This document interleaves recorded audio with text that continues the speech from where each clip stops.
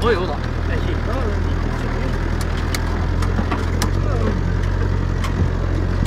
Man kan stikke opp i helvete da. Ja.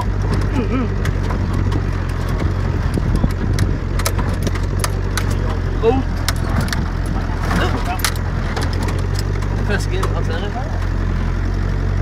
Bare krabber opp igjennom der. Det var drittig. Ja, det er en stein der. Det er 2 steiner. La oss snu her da. Det er bare rett til kveldsmålingen.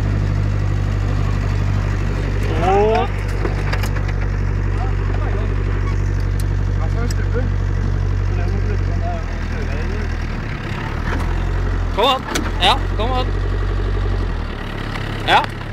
Stubbe, den var jo løs. Å, vent litt. Sånn. Ja, nok.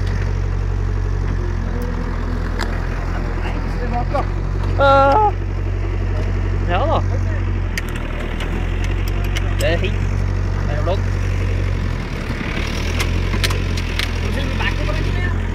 Er det noe folk oppi her?